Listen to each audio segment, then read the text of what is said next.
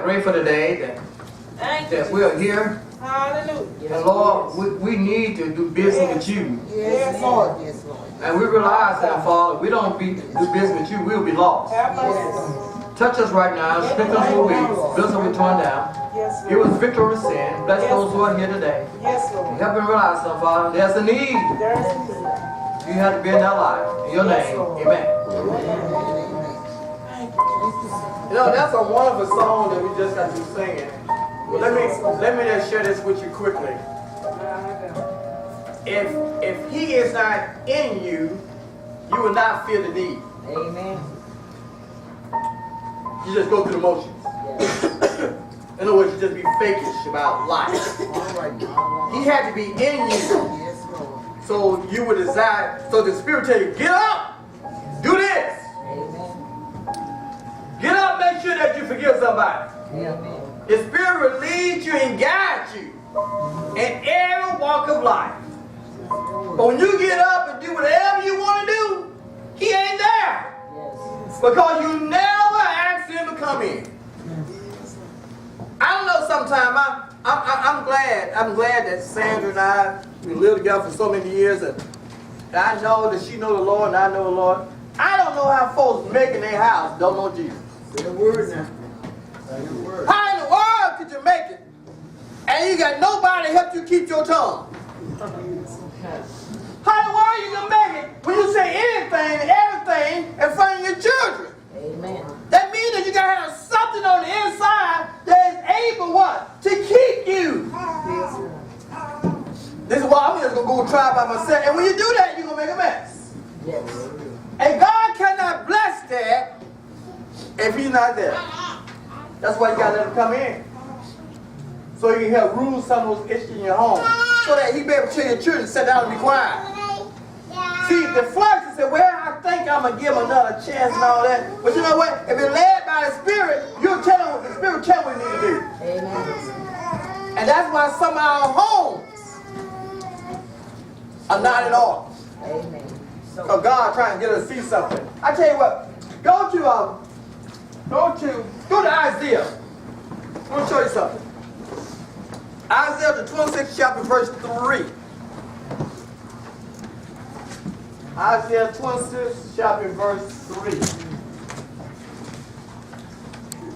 Because you got to want them in, you know. You know how y'all act when y'all go to a football game? You be hard all day long. You know what? Half y'all gonna look at the game. Y'all look around and see who y'all know. They had the nerve to call them on the phone. 371 in the church Bible. Look what it says. Isaiah 26 chapter 1 verse. Chapter what? Chapter 26 chapter, verse 3. Yeah. And I will keep him in perfect peace. Who's mine?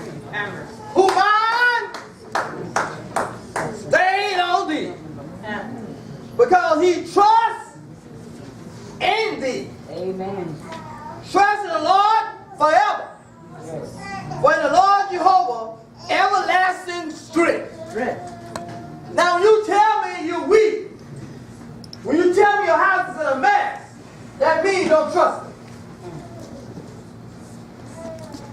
Your words are there, but you're not there. Right. Because they keep you, when the Bible, y'all think the Bible lying? No. Bible ain't lying, this. No. So that means we're not doing no trusting in God, right? Right. But it's kind of interesting. Jesus was here for 3 years. He fed all them 5,000 and 4,000 folks. How many people follow him? Nobody. They'll follow him for the fishes and loaves.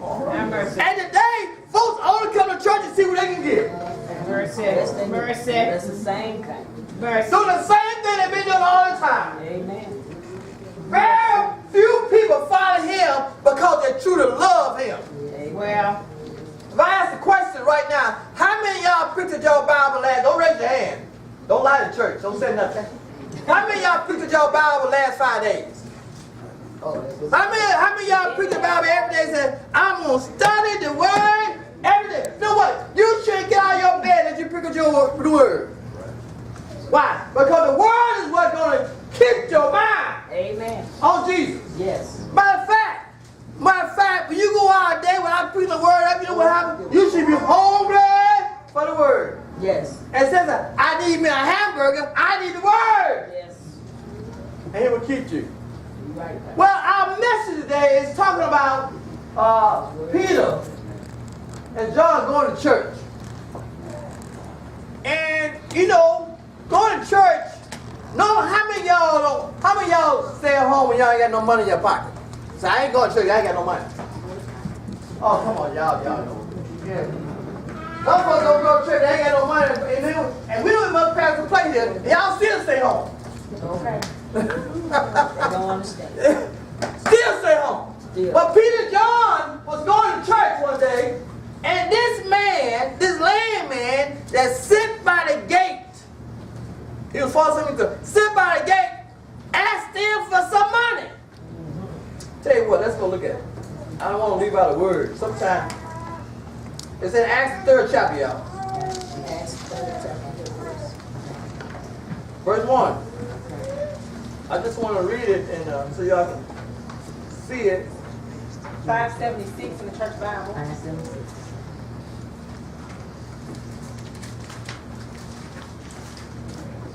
Okay, verse 1, look what it says. It said, now keep in mind, they was going to church, and we'll talk about the lesson after this. They was going to church, they was minding their own business, and this guy asked them for some money. He said, now Peter and John went up to the temple together, at the temple in an hour of prayer. Don't leave the word prayer, but you know what, some of y'all, if you ain't praying at home, you ain't praying at church, where you praying at? You know, in an hour of prayer, being the 9th hour.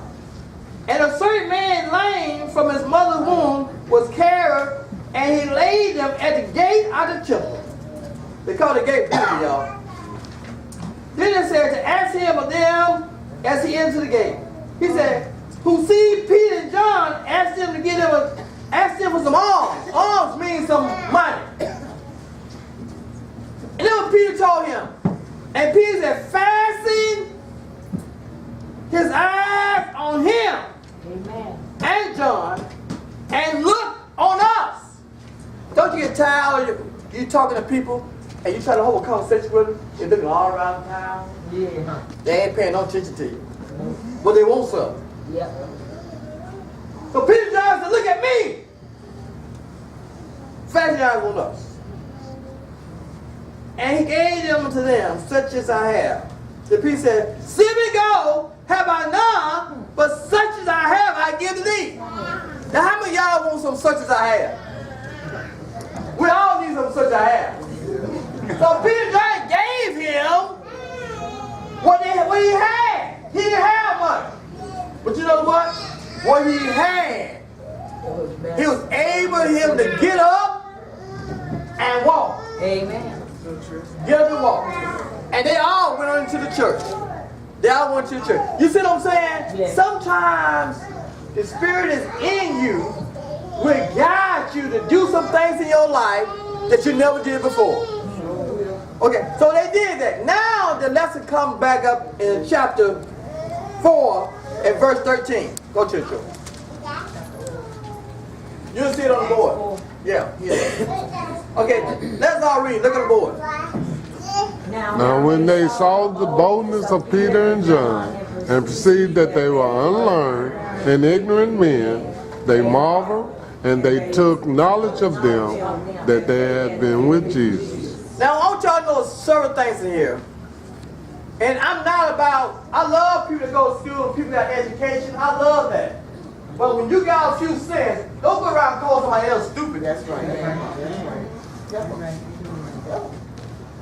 Because you got a little sense, now you don't look down at everybody else. And then that Peter and John said, and they saw that they were bold, and they preceded them, they was unlearned. Like they didn't have no sense. They also proceeded that they were ignorant men. Yes. And amazing when you got a few things, you gonna talk about somebody? You gonna put somebody down? All the time. But look what they did say though.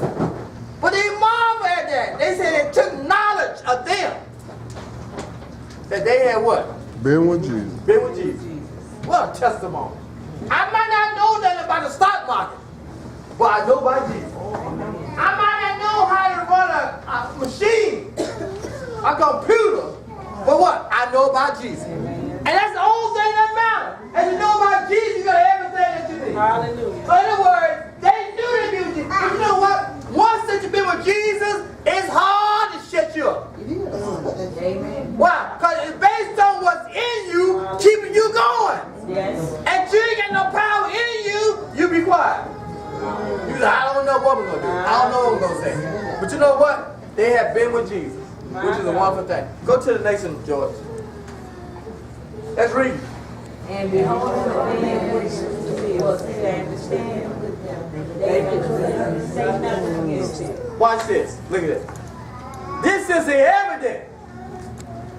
The man that was sitting down for 40-some years to hear walk around like everybody else.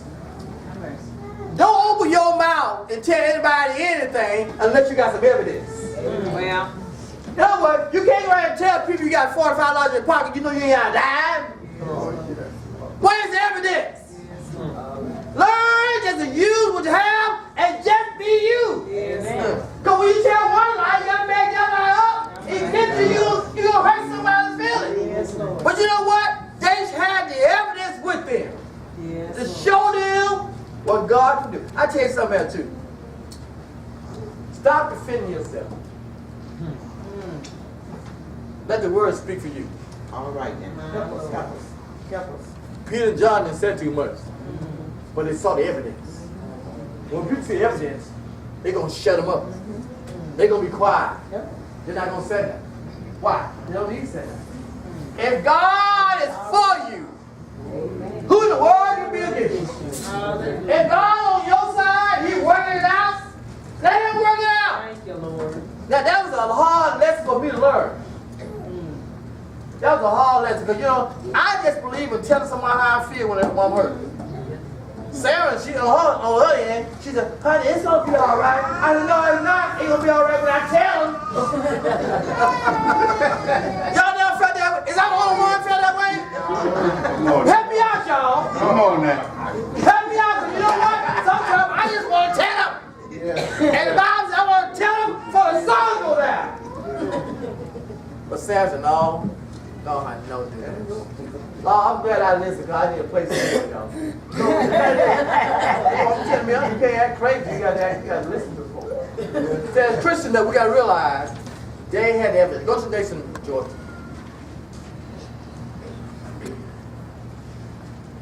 Let's read. But when they had come them to outside of the council, They fighting confer for among themselves. themselves. There are people always going to plot on you. Sometimes your best friend will turn on you. Okay? But don't you worry about that. And see, you know what? I think this is good. When you do the right thing in life, you follow the right rules, you will know who your friends are. You don't need nobody that wishy-washy. Yes, sir. No, you don't. You really don't. You don't need nobody to sit taking a bad you. And I was like, well, I'm sorry I did that. And they say they're sorry 4 or 5 times a week. You ain't got to be your friend no way. Have mercy, Lord. They went out to converse and find out what they're going to do. But you know what? What did Peter and John say? They ain't doing nothing. They just stood up there. God will fight your battle while you sleep. He will fight your battle in the heat of the day. Go to, do me a favor, go to Psalms 9:1. Psalm 9:1.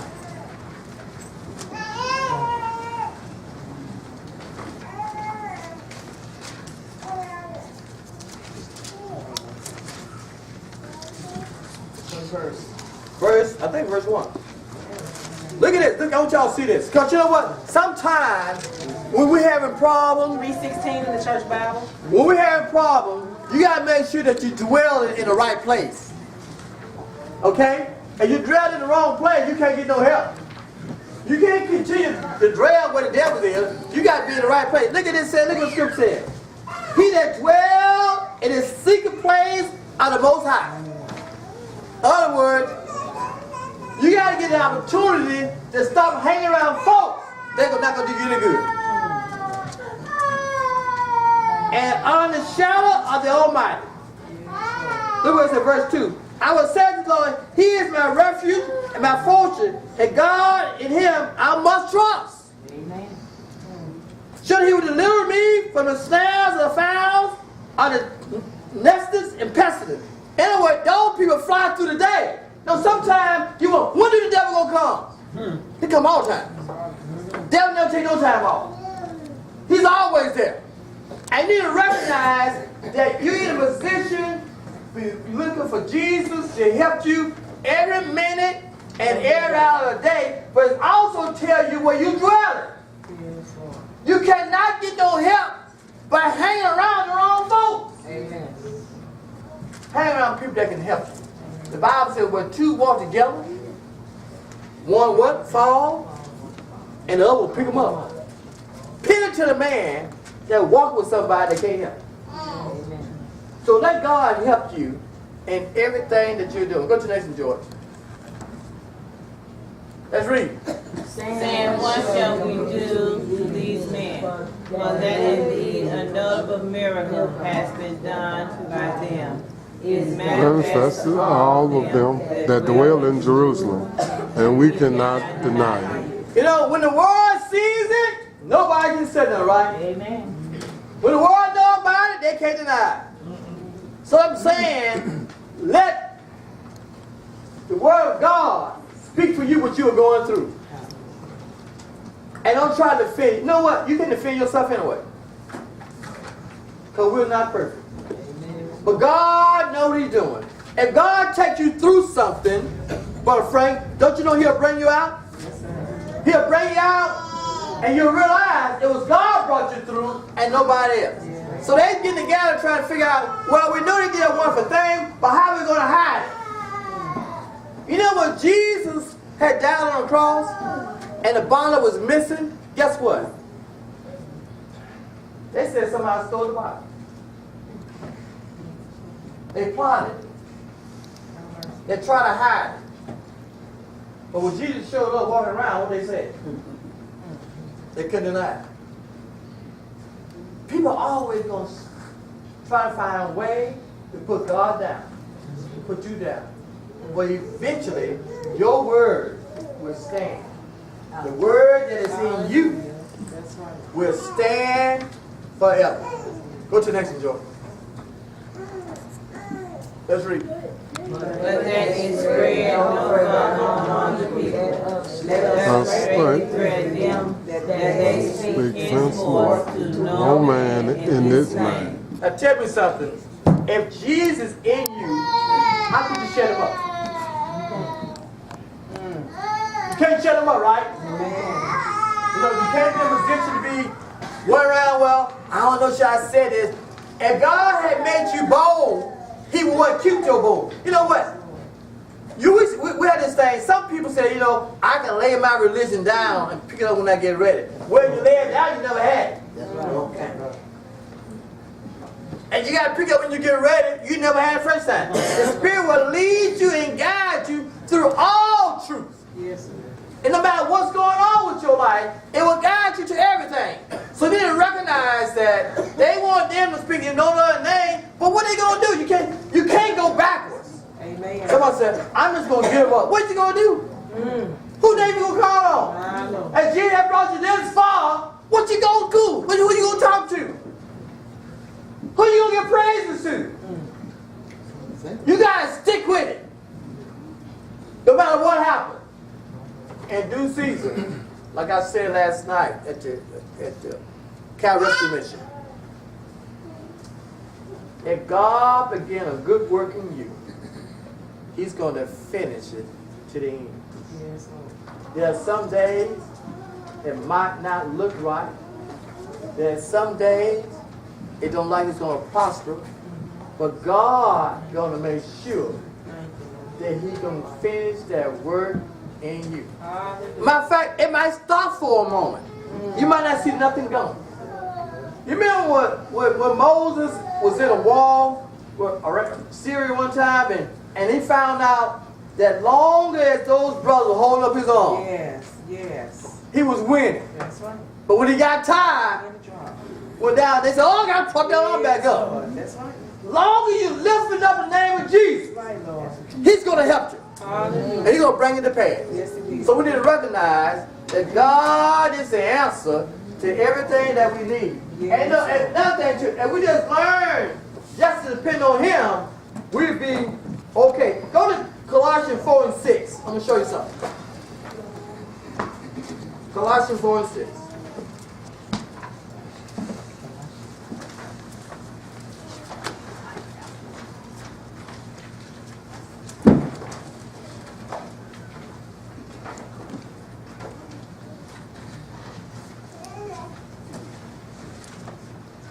And 6.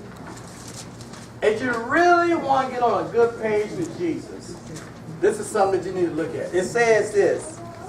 Y'all there? 623 in the church Bible. It said, let your speech. Y'all see it? Yeah. Y'all ready to write this down? Sometimes y'all talk with no salt. In the church Bible. 623. Okay, you got it? Everybody back there, I love hear the pages of the Bible turn. Lord, this way, y'all don't have to trust me, y'all can see what the word says. Look at what it said. It said, let your speech. Colossians 4 and 6. Chapter 4 and 6 verse. It said, let your speech be sometime with grace. Always. Oh no, always, right? Always. Always with grace. Seasoned with what? Salt. Seasoned with the Holy Ghost, right? Salt. Yeah. That you might know you ought to answer every man. You can't answer nobody that Jesus ain't in you. What you gonna do, cuss him out? Tell him off? It gotta be seasoned with salt. Why is that? So you have the right answer to every person that talk to you, even your own children.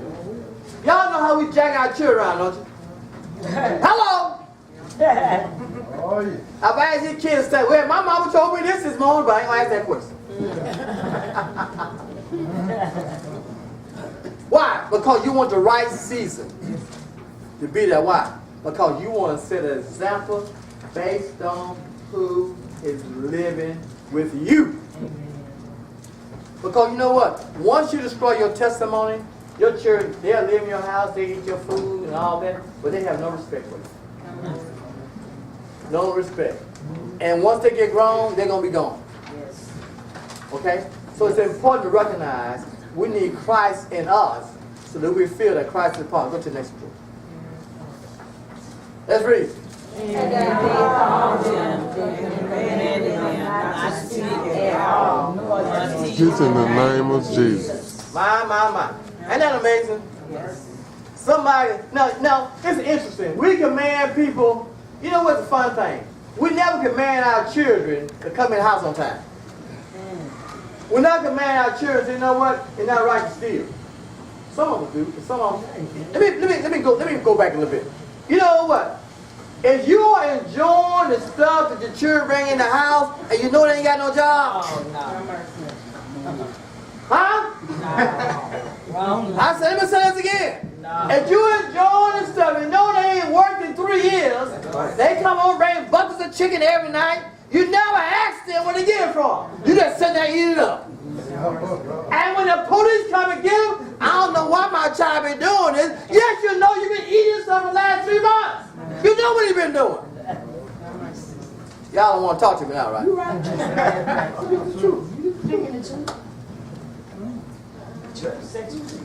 Chicken, you said chicken was good? You just said it. But what I'm saying, they try to shut him up. Go to the next and join. Oh, Lord. Let's read.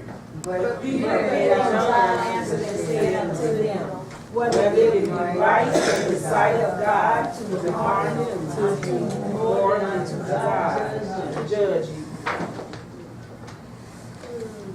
What did it say again? But Peter and John answered and said unto them, whether it be right in the sight of God to hearken unto you more than unto God to judge you. So what did you do? Check they judge them. Well, in other words, they're not going to look at Peter. Right. But they're not going to be threatened They John. what God is doing. Why is that? Because they're going to trust in God for whatever they're doing. Yes. You know what? And they're going to always come out on top. If God is for you, who in the world can be against you? Lord help us. Go to the next one, the last one. For we cannot but speak the things which we have seen and heard. Hallelujah. And that's what we stick by. We stick by the word of God. So we'll know that God is the answer to everything that we need to do in our life. Why is that? Because He's the one that carried us. You know what? We said this last week. I just want to kind of say it again. If you was go back, go to 2 Corinthians 12 and 9, and I'll be through.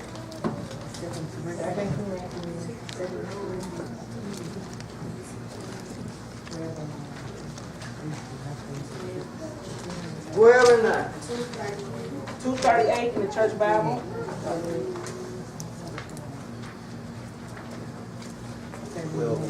12 and 9. 12 and 9. Yeah. Where now? 2 Corinthians 12 and 9.